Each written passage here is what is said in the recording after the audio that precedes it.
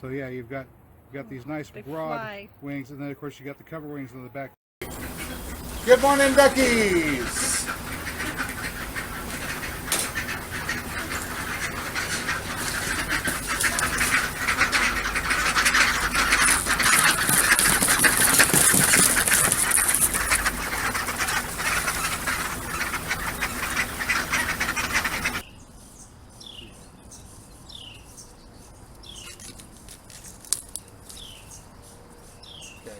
Whenever your corn's done, you should see that the silks at the top have all turned brown. What you notice about this here corn here is there aren't any silks. Now, the reason there aren't any silks is because of grasshoppers. The grasshoppers came in, and you can see here there's a little bit of the silk showing right there. They came in, they ate the silks off all the way down to the beginning of the ears, and some of the ears they actually started eating in and started eating into the corn. And this is a bit of a concern, because if they get to these and they eat the silks before they've had the opportunity to become pollinated, then you'd wind up with incomplete pollination of your corn, and you get nothing. You just get an empty cob. We're going to peel this back and show you what we got. This one, I can feel some kernels in it, but I can also tell it didn't get filled out completely either. So this is partial pollination due to insect predation. And another problem, whenever they open up the tops of the corn husk like this and start eating into it, it exposes the insides. Whenever we do get moisture, it comes down inside the ear of corn and starts causing it to rot from the inside, and that's no good. So here we go. Here's the big reveal.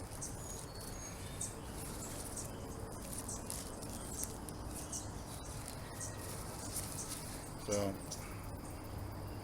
you can see how all these silks are sheared off right here at the end, sheared off there. So since they were sheared off, they didn't get pollinated.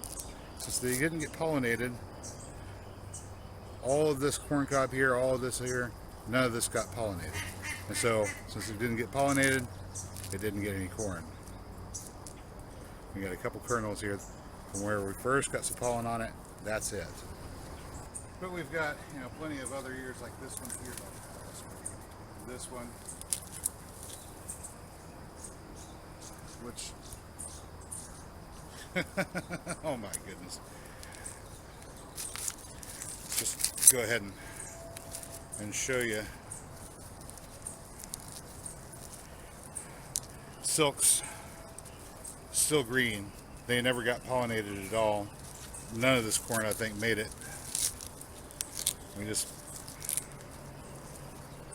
There's nothing. Nothing. Here's another one. There you have the top's been eaten out there. This is grasshoppers, guys. Grasshoppers. Locusts. Alright, here we go. You see the silks sheared off, all still green. Mold growing inside because the top has been opened up. It's allowed the moisture to get in. The moisture that we did have didn't grow corn. It destroyed it, and no corn. Pardon me. There's no corn here. No corn. Coming soon to a cornfield near you. The locusts are coming, guys. This is what they do. That's very disappointing.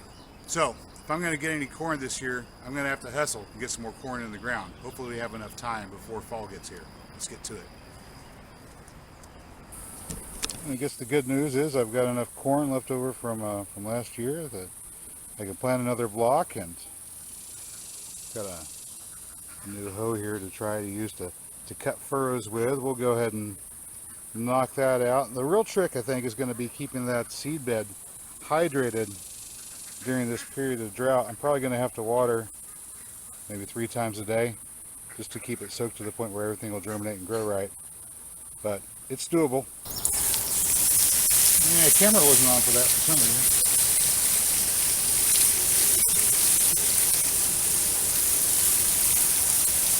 Alright, so we're just going to water until the water stands. And then move on. There's no sense in continuing to water. Once the water is standing, if you keep on watering, it's just going to flow off to the sides. You want it to soak into the soil. So as soon as the water gets to the point where it's standing, we stop and we move on, and we'll come back. If there's no standing water, we'll water again.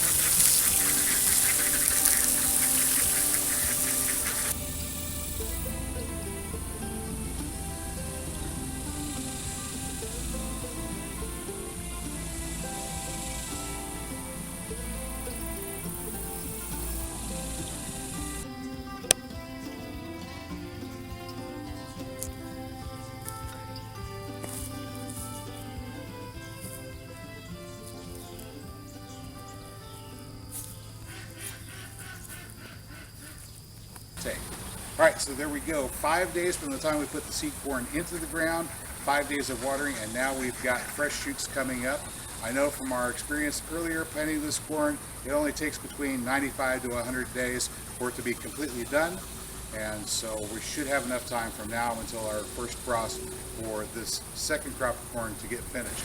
That's all I've got. That's all I got for you today, good people. As always, if you found the video informative or entertaining, you know what to do. I'll catch you next time. Until then, get out there, get growing.